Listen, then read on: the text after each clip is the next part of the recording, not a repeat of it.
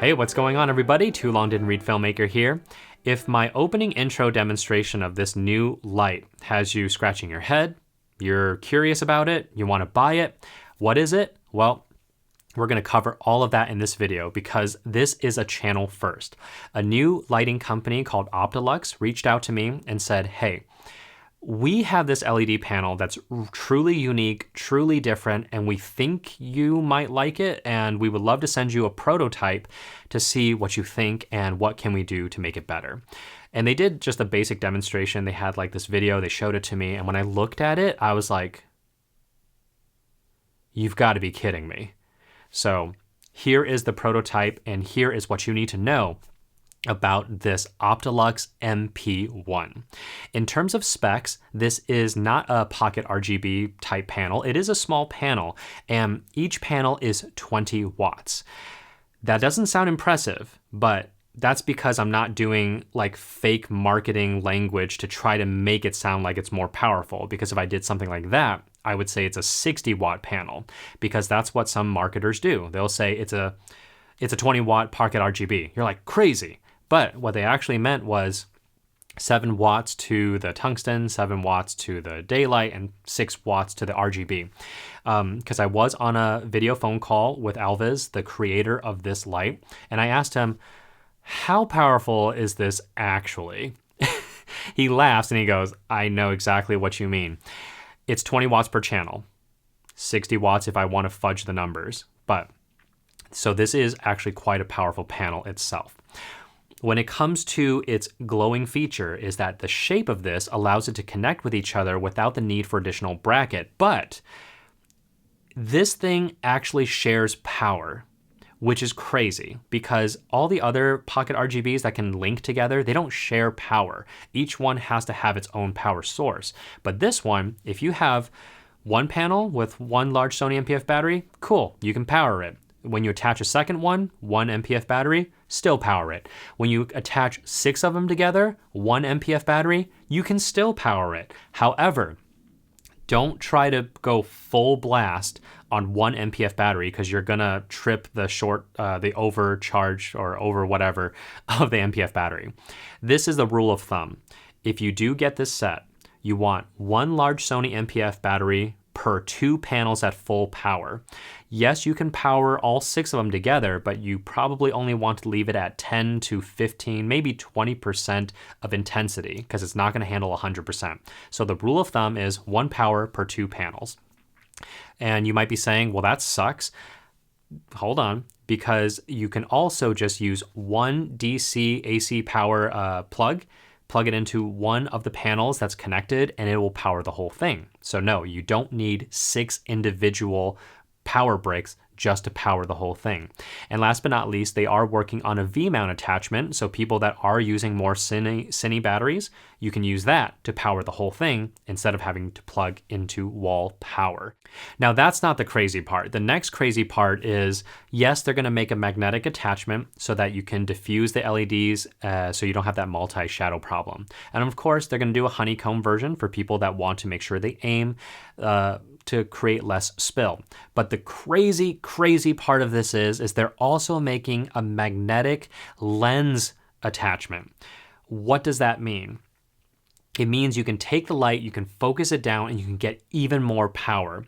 I talked about this in my Lupo review, where one was basically able to get the same amount of power at a spot form as a Godox SL60. But if you take a look at budget RGB panels like the Neewer 660 that I reviewed, that's quite popular. The bicolored version, it has a bunch of LED lenses on it, and that's simply because that panel I think is only like 25 watts technically, like per channel, and they're lensing it down to try to get as much power as possible so, you know, you can get more power. But the problem is if you're trying to shoot it into a diffusion curtain of some kind, you're ending up with this little spot part. You generally want more surface area illuminated on the diffusion curtain so you can get a super soft light. Well, with the Aptolux MP-1, you have an option.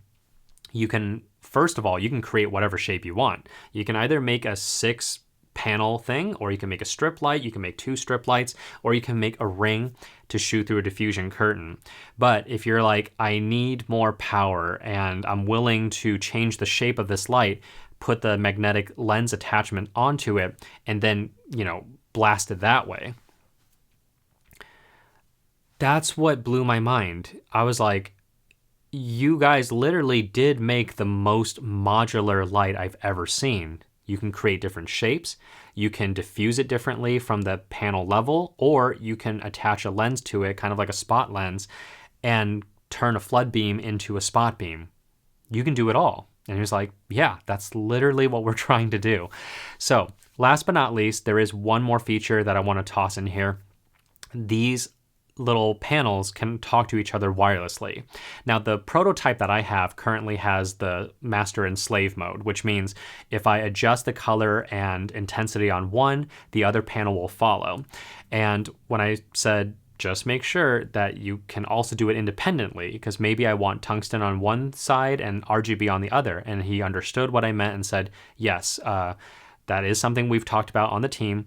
And we are going to make sure in the final version that we have the ability to independently change between panels. They don't have to follow each other.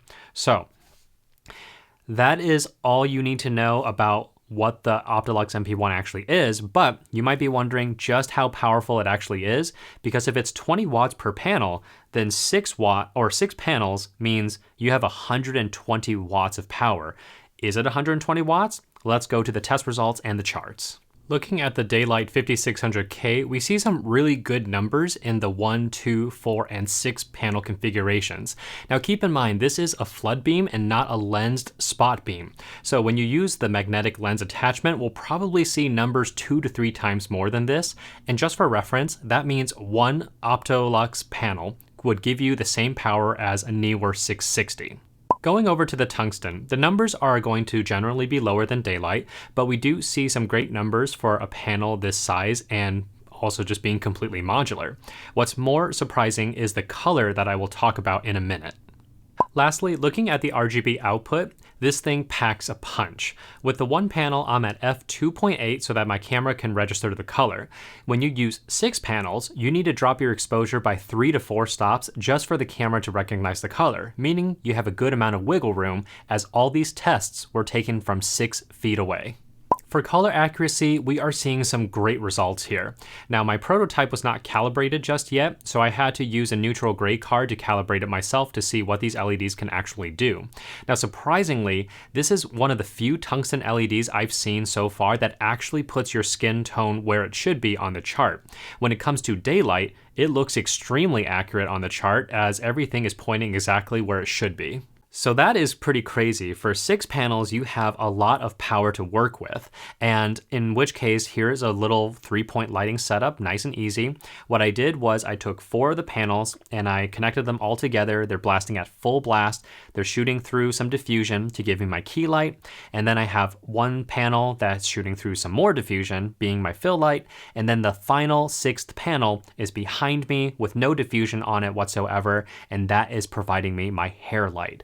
Now my camera settings are here as follows, and keep in mind this is a micro four thirds sensor I'm testing with, and I'm only one stop over the base ISO at ISO 400, and I still had to drop my lens down to f6.3 just to get exposure, which is to say, if you are rocking a full frame or a Super 35 sensor, and yes, even a micro four thirds sensor, you have more than enough room to use 6 panels to create light power that you need for many different types of setups.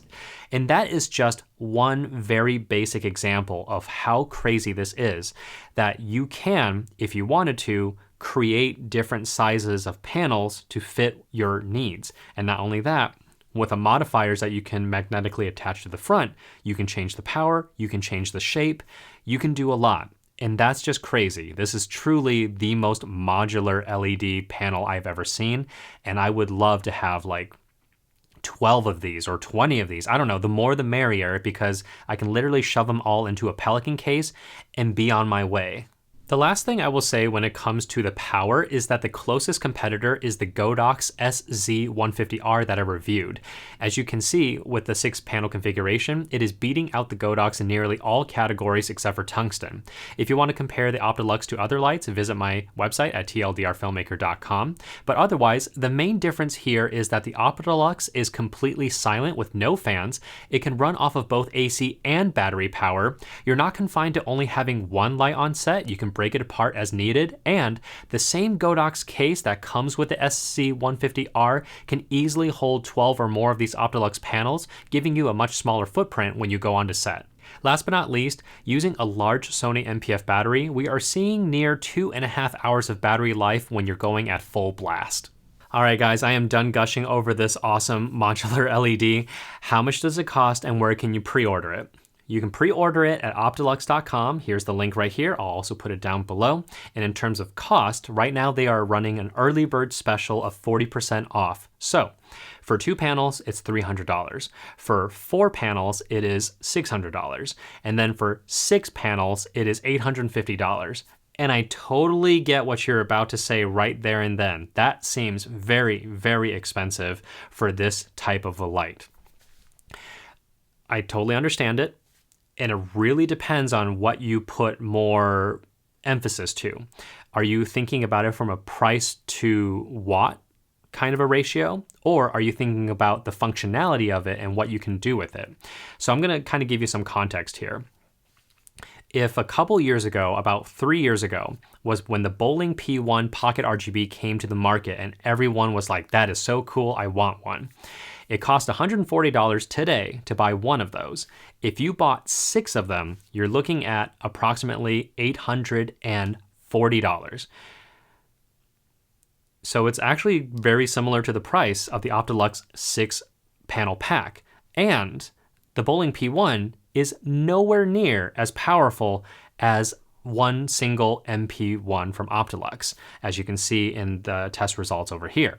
So not only are you spending nearly the same amount of money, you're not going to get as much power, and you don't necessarily have the ability to do what the Aptolux can do, which is share power, build out different shapes as you want, and power it from MPF battery, AC power battery, and eventually a V-mount battery D-tap attachment. So the Bowling P1 has to be self-sustained. So that's that. How about the Aputure MC? I believe that one's coming in at $90 per panel.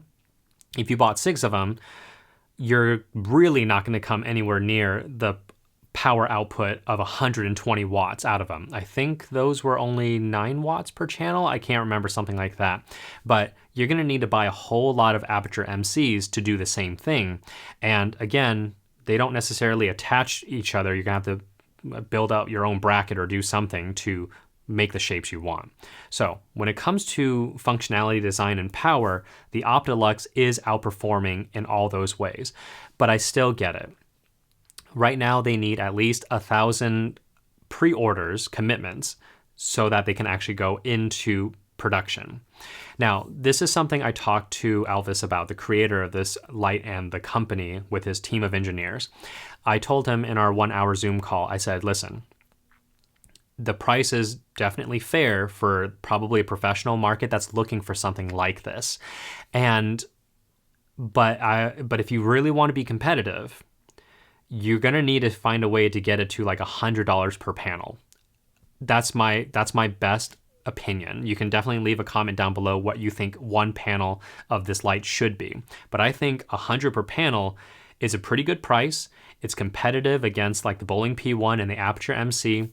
It's got more power and it's able to connect. So you can buy as many as you want later on and still connect them. That's what I said. So I said to him, if you overshoot the 1,000 pre-orders you need to go into production for your first run, you have 2 options. Option 1, you give all the accessories, like the magnetic attachments, like they're going to come with a diffusion cover. That's a standard. But like the honeycomb, give us the lens, give us some additional brackets, or the V-mount battery attachment plate. Like you need to entice as many people as possible if you shot way past the goal. That's option 1. Option 2, if you really overshoot the goal, then you need to lower the price to try to get it down to $100 per panel, because in my opinion, that's what I believe is fair. All right, the last thing that I want to talk about is possibly the red flag that's going through your head right now, which is we don't know who they are. They're a new company. There's pre-orders. How do we know they're actually going to deliver? Now, I said all of that to Alves during our 1-hour Zoom call, and he looked at me and said, I get it. I totally get it. They're going to think we're trying to scam them, and that's not my intention. My intention is to create a tool that's going to help filmmakers that could use it. Now, based on my interactions with them, when they sent the prototype, I've worked with the prototype, it's obviously working, and then us having that phone call and telling him what's missing, what needs to be considered, how can you move forward as a company if you are successful on the first run we talked a lot. Based on my interaction with him, I personally believe he's not trying to scam anyone and that he is trying to get this product out into filmmakers' hands for us to make videos with.